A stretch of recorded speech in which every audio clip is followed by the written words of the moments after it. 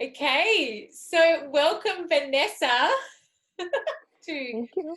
our amazing deep dive series. And you're an amazing woman. Hello to everybody out there. This is Mhm. Vanessa. Meet Vanessa. Hello. Vanessa, first of all, tell us where you're speaking from right now. Yes, I live on Vancouver Island in British Columbia, Canada, Pacific time zone, but I'm from California. Husband is Canadian.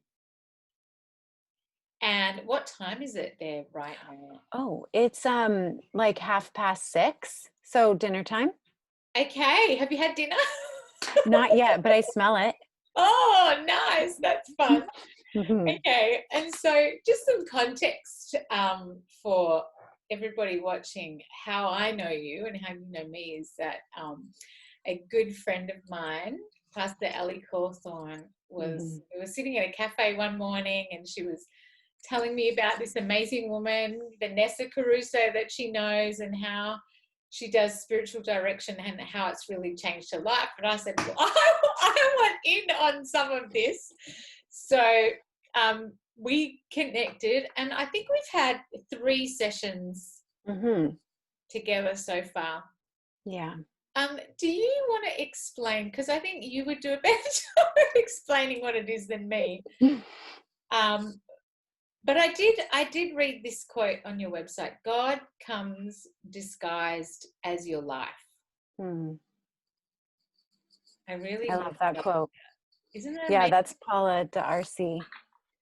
Yeah, that's really the basis of spiritual direction for me. The assumption that God comes in our lives as they are, not as we think they would be if we made better choices, or could be if only we did X, Y, or Z. Um, so the assumption in spiritual direction is that the Holy Spirit is working in each person's life. And sometimes all we need in order to participate more fully in that is some space and time to Mm. look for the movement of God in our lives. And it really helps me to do that with someone every once in a while. Of course, there's our private practices of connecting with God and discernment, but spiritual direction recognizes how valuable it can be to speak out loud to someone what our life is like right now and how we're responding to it, and having that person reflect back to us what they see and hear and ask us questions to go deeper. So many times in spiritual direction for me, in my monthly meeting with my own director, I just say things I didn't even know I knew. Mm. And I hear myself say them. And that's such a point of reflection for me to say, wow, I've never said that before like that. So it's a really free and safe space. Usually it's someone you don't have other overlapping relationships with, so that Mm. there is freedom to kind of talk about anything in a Mm. similar way to therapy would be kind of a free and confidential space. So it's having someone help you pray and listen to your life.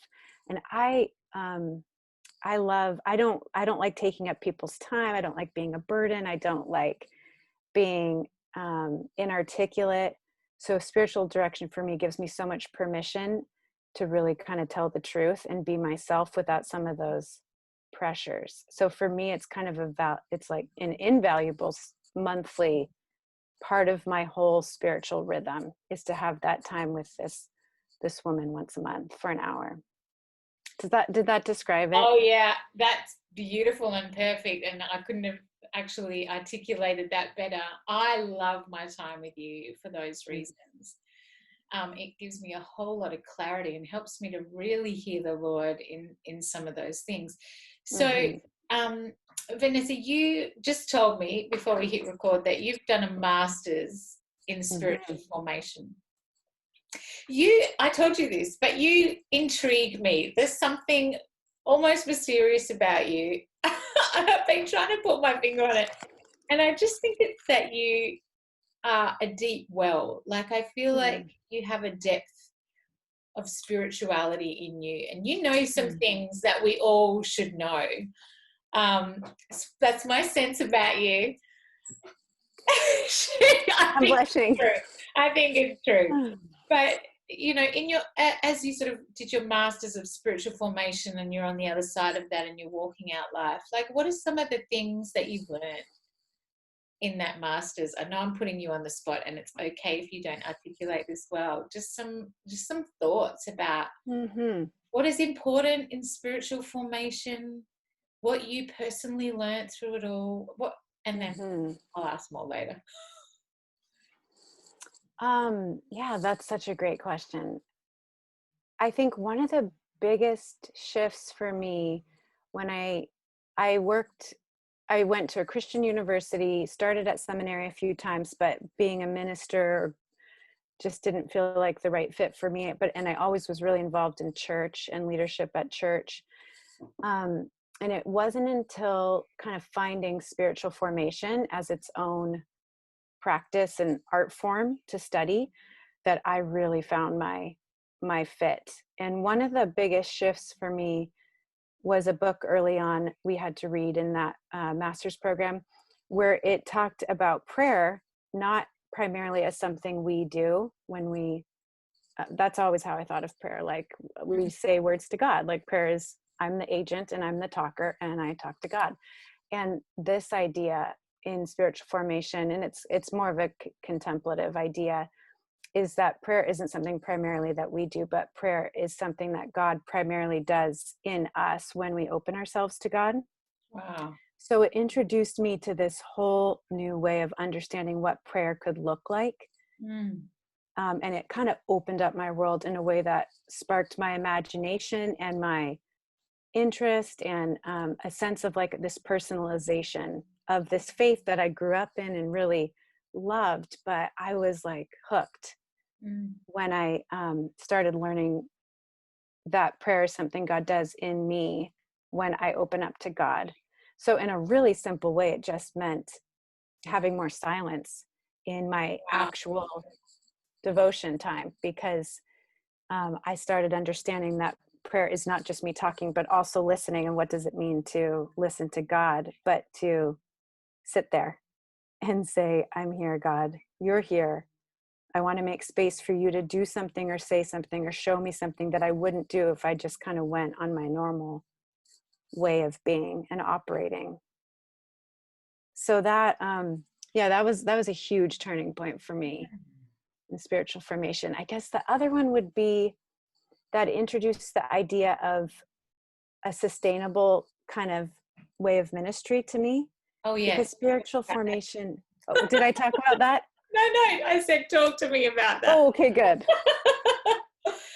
Yeah, like I saw around me, I mean, my dad was a pastor of a vineyard growing up in California. And yeah, I was part of a Christian university and I was part of this real social justice active church. And I didn't see a ton of models of sustainable faith. I saw a lot of busyness, a lot of burnout, a lot of saying one thing but not having time to actually practice it. And spiritual formation was kind of the avenue that said to me, no, what's most important is that we have integrity between what we preach and what we actually live and what we practice. And that felt so exciting to me to think, wow, what would it look like for the medium of what I'm doing to kind of match the message and the message to match the medium.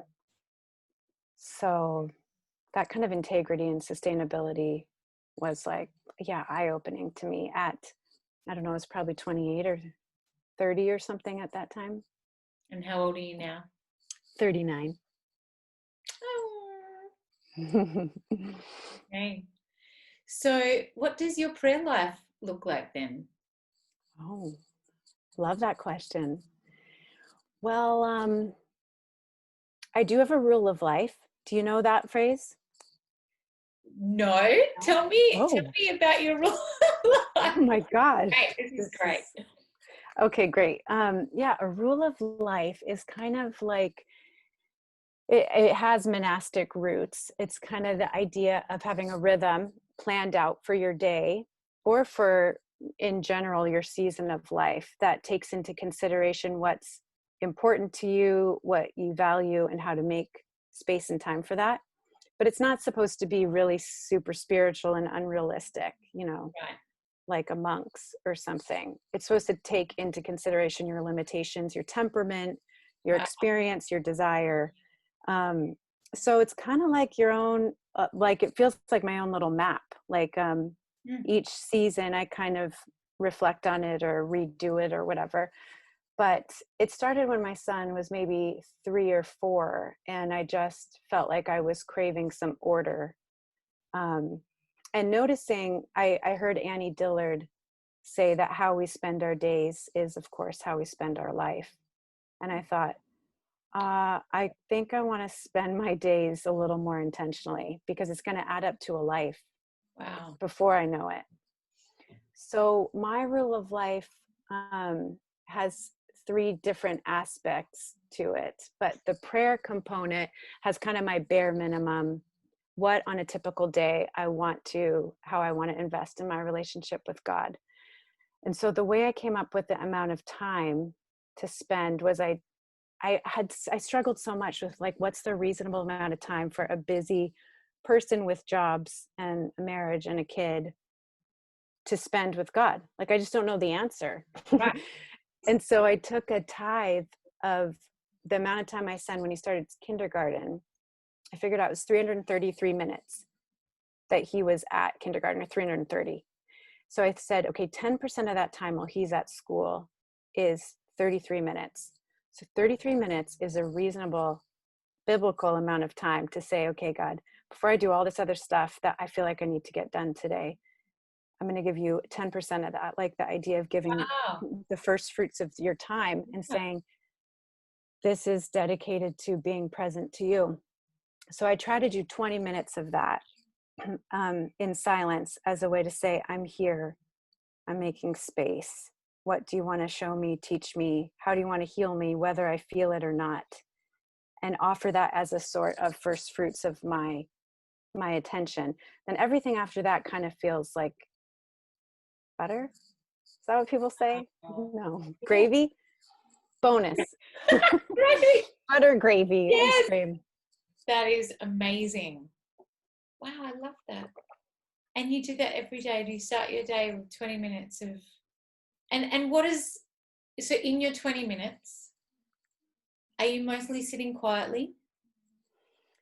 Man, I've been practice that 20-minute time frame is very common in the centering prayer practice world, which is a way of, silent contemplative prayer. Right. So I take my cues from, like, what I've learned about that. And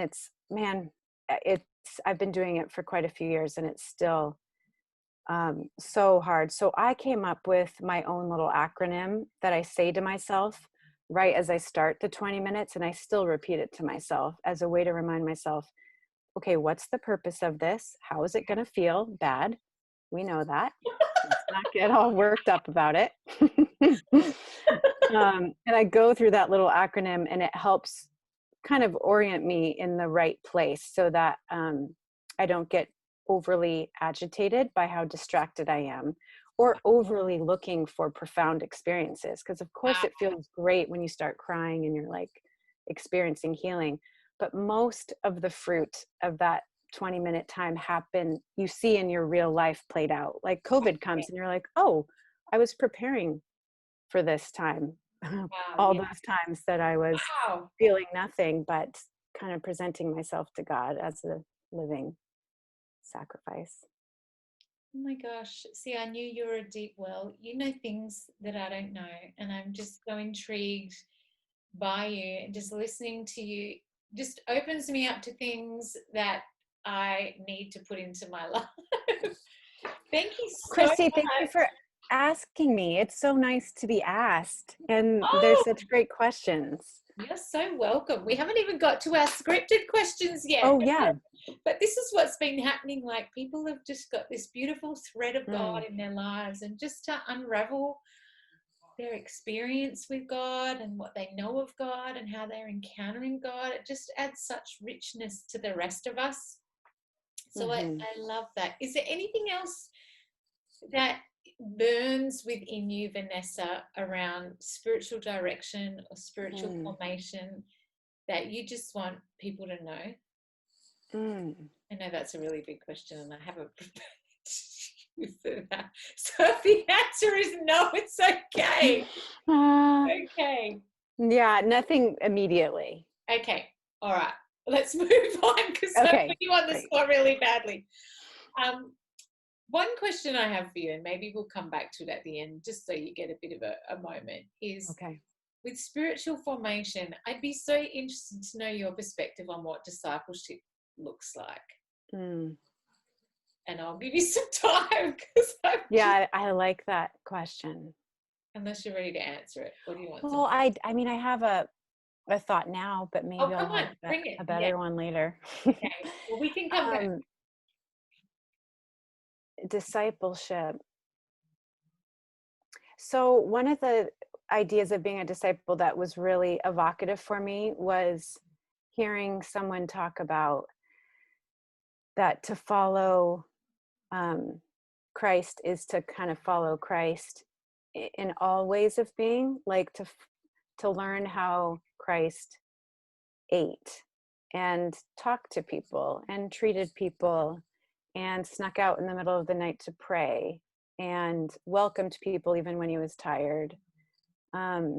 So that idea of being a disciple, not just kind of learning scripture, not just the rabbi, I guess, presentation of Jesus, the man, but the whole picture one. Yeah.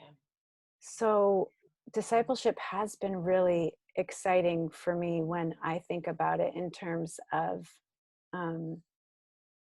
thinking of all the areas of life that are included in discipleship, like how I spend my money and me and my husband, like our intimacy, that aspect of our relationship, and how I parent, and my relationship to consumerism and beauty and all that. I loved it when that all got included as part of the journey of discipleship. That's an initial thought. Yes, I love that. I've been thinking so much about that, as we sort of have been through this coronavirus isolation season and then contemplating coming back into church and relaunching, well, not relaunching because our small groups have been running, but really thinking about discipleship. Like, how do we effectively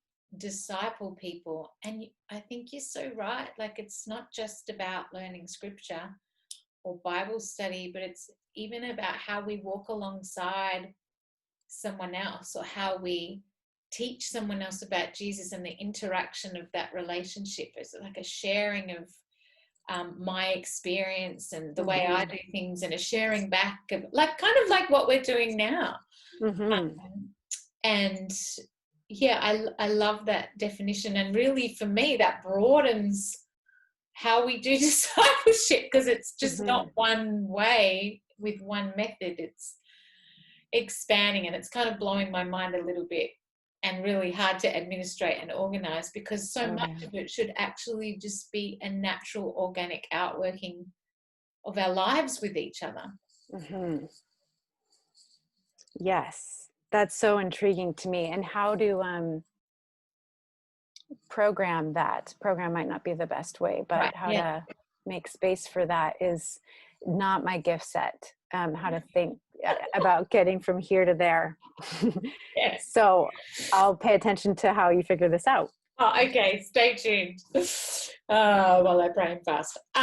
So, all right, let's get to some scripted questions. This is great. So good. I'm just loving, and I'm also mindful of the time. I'm getting a little less nervous. My heart has been beating the whole time, but I'm starting to calm down. Okay, well, everything that you're sharing is so, so good. And I feel like I could talk to you for hours and just kind of, but perhaps not here, but maybe another time. But so we have been going through the coronavirus season. So for anyone out there who's watching this in 2022, we are in the midst of a global pandemic, a global crisis, and actually so much has happened all over the world through coronavirus. And then currently there's protests and rioting all through the States. You know, there's been bushfires in Australia that were just horrific at the beginning of the year, and there's so much happening. But my sort of question for you, Vanessa, is locked up on Vancouver Island in Canada, you know, during this season, what has the Lord been speaking to you about? We have a pretty good situation here on the island because there are no active cases. Oh, wow. And my husband's an actor and had a part-time job. He was laid off from that part-time job, and then acting's been put on hold in Vancouver too, just production and stuff. So he's been home and able to homeschool our son, which has given us a really sweet time as a family. It feels kind of like an imposed extended Sabbath of sorts, like all those things that have been on our list to do, like to walk to the beach more often and make bread, you know, things that people post about. It's been a really sweet time for stuff like that, but I recognize it's partly because our situation is manageable, where I can work from home, and the Canadian government's been so great at helping during this time. So what recently, I really don't really like this answer, but recently what I've reflected on how I'm doing and what God's teaching me is that during COVID, I've definitely been doing great in some ways. Like I've really relished the permission to keep up with my rule of life and invest in things that are important. It just feels like the volume's been turned down on expectations in the world. Yes. And I just don't want to miss out on that opportunity. But I also some days feel like I'm doing worse than ever, which I've heard is a lot of people's experience. And for me, is that true? Yes, I've got to show you this. I'm sorry, but I posted this thing on my Instagram story last night. Vanessa doesn't have Instagram, everybody, so don't go look for her. Oh no, it's gone. I have to find it. It says the Corona coaster. I heard this. Did you see that one? Oh, it's funny. Someone just said it. Corona coaster, COVID coaster. Oh, here, Corona coaster. Can you read that? It says, one day you're loving, I can't read back to front. Yeah. Your bubble doing workouts and baking sourdough. Me too. Yes, me too. And then what's the other day? I can't read it either. Then the other day, the next you're crying, drinking wine for breakfast and missing people you don't even like. Yes. Thank you. Oh, yes. Yeah. Continue. Well, for me, my bad days have really revolved around interpersonal conflict that's come up due to the stressful situation we're in. I don't know if you're people like the Enneagram. Oh, I love the Enneagram. Oh, I'm a 9 on the Enneagram with. Oh, of course you are. With a 1 wing. And so conflict just really unsettles me. And I've had so much conflict in so many different areas. And that's not just all Corona related. It's like kind of being ready to come into my own a little bit more and take ownership for what I think and want and believe. Wow. But I've just reverted to a 14-year-old in conflict, which my version of 14-year-old in conflict is like I'm lanky and pimply and my voice shakes and I just acquiesce to the loudest voice in the room, and I'm awkward and I don't tell the truth and I say embarrassing things. Then I come back in my room and I cry and I feel like, what is happening? Am I an adult or am I a prepubescent human in the world who doesn't know how to talk? Oh, so, my goodness. That has not felt good. And I'm not exaggerating. I'm not being like, oh, it's so cute. I've been so embarrassing. I really have been embarrassing a few times. So what God's taught me in that, this is my recent reflection, is, you know, the verse about picking up your cross and bearing it. I realized the last couple months, I feel like the cross I've been invited to bear, besides anxiety and the police brutality in the States and all of how disturbing that is. The cross I've been invited to bear is me, like is to pick up me and who I am and who I'm not. And there's this, my rule of life was inspired by these maxims by this Orthodox priest, and he made 55 maxims for Christian life. What priest is that? Oh, Thomas Hopko, an Orthodox priest. 55 maxims. Oh, they're so good. 53 is endure the trial of yourself and your faults serenely under the mercy of God. Oh. And that feels like the invitation is like, endure the trial of yourself, Vanessa, and the embarrassing 14-year-old girl and the woman who invests in her relationship with God, and there's a ton of fruit from that. And in being willing to carry both, like the floppy me and the more monastic me, is not what I was expecting to learn through this time, but I think it's good for me. Oh my gosh, thank you for just being so honest and authentic and humble in answering it that way. I feel exactly the same. It's a very common thread. I've discovered, and I've been telling people, so this is not new information, that I'm a people pleaser. And that my conflict with people has been, I'll just, because I want them to just be happy and have whatever they want. As a leader, I have at times abdicated my post because I've wanted people to be happy and content, and I haven't pushed on things that I probably should have pushed on for their own benefit, for the Lord's benefit, for the benefit of the greater good, for my own benefit. So that is amazing and so very honest of you to share. And I'm wondering, who else then, if it's you and me, and even my husband, who is a 9 on the Enneagram, but he has an 8 wing, so that's fun. Because I'm a 7. Did you pick that up? Did you? Yeah. I did.